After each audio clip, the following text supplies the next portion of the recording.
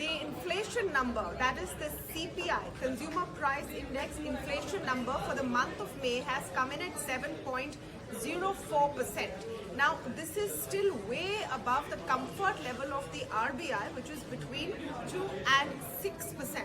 But people are looking at it as some relief because the expectation was that inflation would come in at 7.10%.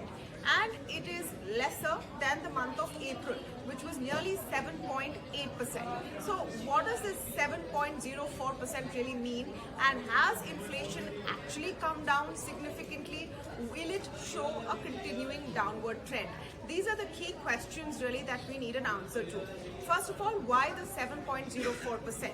The essential reasons are there has been a slight downtick in food inflation, and that is one big component. There has also been a slight downtick in fuel and light category.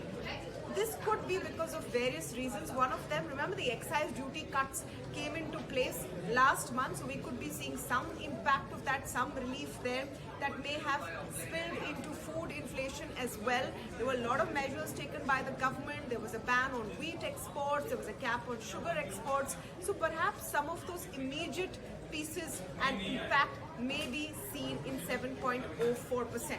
But the concern now, the question, will it last? Will we continue to see a downward trend? Will we go from 7.79 to 7.04 and then downwards going ahead?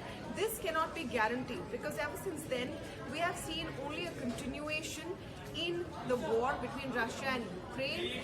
Prices have continued to harden, and that will put pressure on retail petrol and diesel prices going forward as well. So there's no real guarantee that we'll see this easing up going forward. The other big question, is 7.04% something really that we should feel relieved about? Well, perhaps not, because yes, it's lesser than 7.79%, but a 7% inflation is not a good idea for a country like India. Let me put that into perspective for you. Where on your savings are you earning a 7% interest rate? Are you getting 7% on an FD? Do you know for sure that you'll get a 7% increase in your income this month? Possibly not. Your money in your bank account is definitely not earning 7%. Markets are not doing great, so 7% in this month also might be a tough call. So in that sense, inflation at 7% is definitely not a good idea for us. In the broad picture, the reason why people are worried about high inflation is the question of what action the Reserve Bank of India will take next. Now, in the last couple of months, the Reserve Bank of India has already increased interest rates by 90 basis points. How much higher will those interest rates go depends on this figure coming in month on month.